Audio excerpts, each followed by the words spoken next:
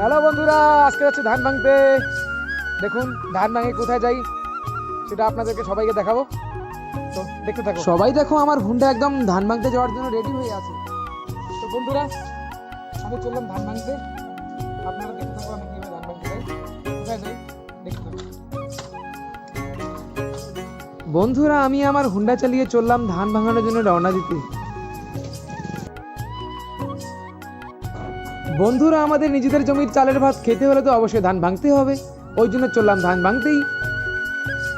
বন্ধুরা বিকেলবেলা চলছে আমি ধান ভাঙতে, সূর্য মামা ডুবে যাচ্ছে, সন্ধে হওয়ার আগেই ফিরতে হবে আমার বাড়িতে। আমাদের গ্রামের এই রাস্তাটা অনেকদিন থেকে পাকা রাস্তা হয় না, তবে এবার পাকা রাস্তা হচ্ছে, আমি অনেক খুশি হয়েছি। আমাদের গ্রামের এই জায়গাটা 10জনই বাসবাড়ি নামে পরিচিত। আমি আমার হুন্ডা থেকে নেমে ঠাকুরকে প্রণাম করে হুন্ডা চালিয়ে আবারও চললাম ধান ভাঙতে।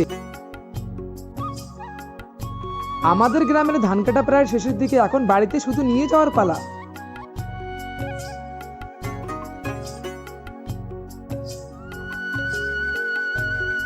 বন্ধুরা আমার হুন্ডা চালিয়ে আজকে ধান ভাঙতে যেতে আমার অনেক ভালো লাগতেছে।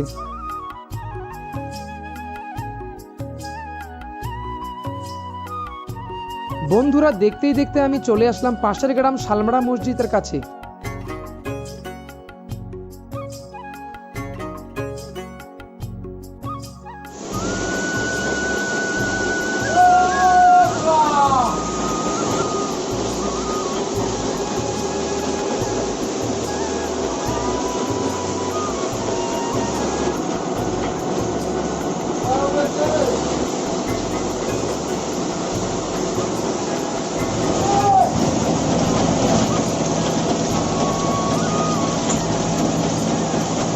ধান মেশিনে উঠিয়ে দেওয়ার পর আমার চাল আলাদা করার জন্য কাকুর টিনটা এগিয়ে দিল।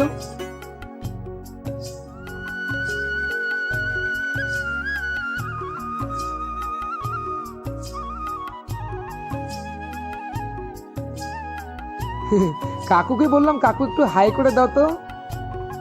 আমাদের পাশের গ্রামের এই কাকু অনেক সুন্দর করে ধান ভাঙতে পারে। বন্ধুরা আমার ধান ভাঙাও হচ্ছে, আমি বস্তা চালও ভরে নিচ্ছি।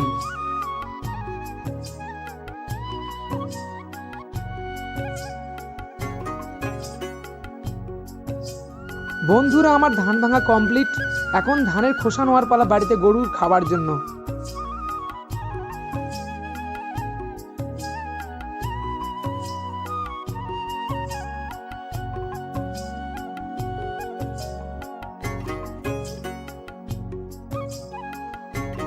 বন্ধুরা আস্তে আস্তে আমি ধানের খোসাগুলো বস্তায় ভরে নিলাম।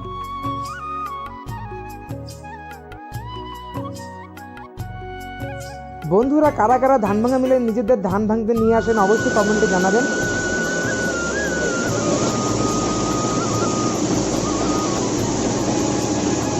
বন্ধুরা ধান ভাঙা হয়ে গেল আমার, টাটা।